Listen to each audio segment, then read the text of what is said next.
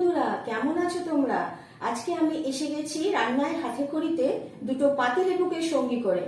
আজ আবার তোমাদের সামনে নিয়ে চলে এলাম একটা খুব সুন্দর সুস্বাদু মাছের রেসিপি। সাথে থাকো। এই রান্নায় লাগছে দুটো পাতিলেবু, আর লাগছে কিছু কাঁচা লঙ্কা, কিছু গোলমরিচের গুঁড়ো পরিমাণ মতো, আর বিট নুন, আর লাগছে ধনেপাতা কুচি, আর লাগছে মাছের পরে আমার প্রধান যে উপকরণ সেটা হলো পোস্ত।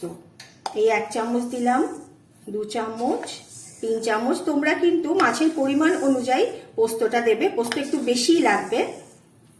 আমি দিলাম 6 চামচ মতো পোস্ত। আমি পোস্তয় একটু জল দিয়ে পোস্ত একটু কিছুক্ষণের জন্য ভিজিয়ে রাখলাম। 1 ঘন্টা ভিজাতে পারলে খুব ভালো হয়। পোস্ত আমার 1 ঘন্টা ভেজানো হয়ে গেছে। এবার পোস্তটা আমি বেটে নেব। পোস্ত বাটার সময় আমি একটু দুধ দিয়ে বাটবো। চলো, জলের পরিবর্তে দুধ দিয়ে আমি পোস্তটা বেটে নিলাম। আমি যে কাঁচা লঙ্কাগুলো নিয়েছিলাম সেগুলোকে কুচিয়ে নিচ্ছি, কারণ কুচনো কাঁচা লঙ্কা আমার লাগবে। আজকের উপকরণ হলো আমার ট্যাংরা মাছ। কিছু ট্যাংরা মাছ রেখেছি আমি। ট্যাংরা মাছগুলো হলো কি বলতো, মাঝারি সাইজের ট্যাংরাগুলো নিলে একটু খেতে স্বাদটা বেশি থাকে। ওই জন্য বেশি বড় ট্যাংরা মাছ নিলে খেতে খুব একটা ভালো হয় না। ওই জন্য আমি মাঝারি মাপের ট্যাংরা মাছই নিয়ে নিয়েছি। আমি ট্যাংরা মাছ ভাজবো, সেই জন্য আমি কি করেছি বলতো, তেলটা অল্প করে দেব। তেলটা অল্প করে দিলে ফাটে কম। ট্যাংরা মাছ আমরা শুনেছি যে ফাটে খুব, ওই জন্য আমারও একটু ভয় লাগে, বুঝলে। আমি একটু ভয়ে ট্যাংরা মাছটা রান্না করি। ট্যাংরা মাছগুলোতে ভালো করে তেলটা মাখিয়ে দিচ্ছি, তেল মাখালে ফাটে কম। ট্যাংরা মাছ কড়াইতে দিয়ে দিয়েছি আমি, আর ফাটে বলে আমি চাপা দিয়ে দিয়েছিলাম। গ্যাসের ফ্লেমটাকে কম করে দেবে, দিয়ে একটু মাছগুলোকে উল্টে নেবে। আমার মাছ ভাজা হয়ে গেছে। আমি যে তেলটা ছিল সেই তেলের মধ্যে কিছু কালো জিরে দিয়ে দিলাম, কিছু কাঁচা লঙ্কা কুচি দিয়ে দিলাম। এগুলো একটু নেড়ে নিয়ে আমি একটু জল দিয়ে দিলাম। এটা ফুটছে, আমি কিছু নুন একদম অল্প করে দেবে। এবার আমি ভাজা মাছগুলো এর মধ্যে দিয়ে দিলাম। ভাজা মাছগুলো দিয়ে একটু তোমরা চাপা দিয়ে হতে দেবে, কারণ ট্যাংরা মাছ একটু শক্ত হয়। অন্য মাছগুলো যেরকম নরম ভেঙে যাওয়ার সম্ভাবনা থাকে, এটা কিন্তু সেটা হবে না। আমি এটাকে দিয়ে চাপা দিয়ে দিলাম। গ্যাসের ফ্লেম কমিয়ে মাঝারি মাপের করে দিলাম। স্বাদের জন্য অল্প একটু আখের গুড় দিয়ে দিলাম। কিছু কাঁচা লঙ্কা ফোড়নে দিয়েছিলাম, আর কিছু কাঁচা লঙ্কা আমি এখন দিয়ে দিলাম। আমি আমার সব রান্নাই বলে দিই, এখানেও বলে দিচ্ছি। গুড়টা আমি দিলাম আমার স্বাদ অনুযায়ী। তোমরা যদি মনে করো তাহলে গুড়টাকে স্কিপ করে যেতে পারো, কোনো অসুবিধা হবে না। মাছ আমার ফুটে উঠেছে।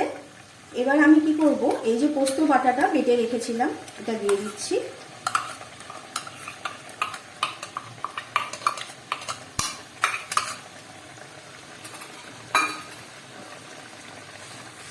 এভাবে নেড়ে দাও একটু ভালোভাবে। চিন্তা নেই, মাছ ভাঙবে না।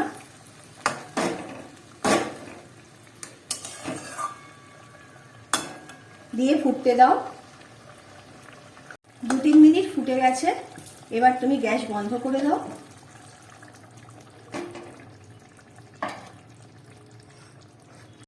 এবার আমি মরিচ গুঁড়ো কিছু এর মধ্যে দিয়ে দিচ্ছি কিছুটা বিট নুন।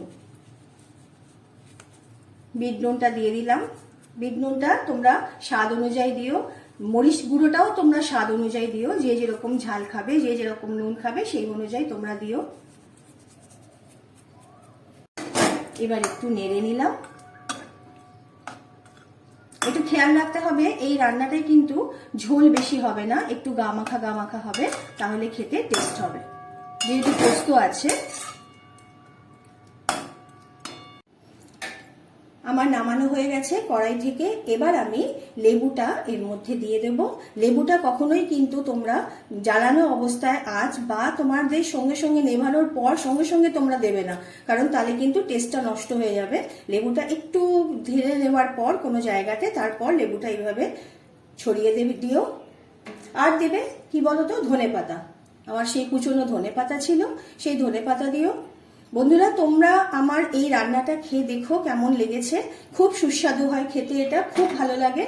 তোমরা খেয়ে আমাকে অবশ্যই আমার কমেন্ট বক্সে জানিও। আর যারা নতুন আমার চ্যানেল দেখছো তারা কিন্তু সাবস্ক্রাইব করতে ভুলো না। টাটা।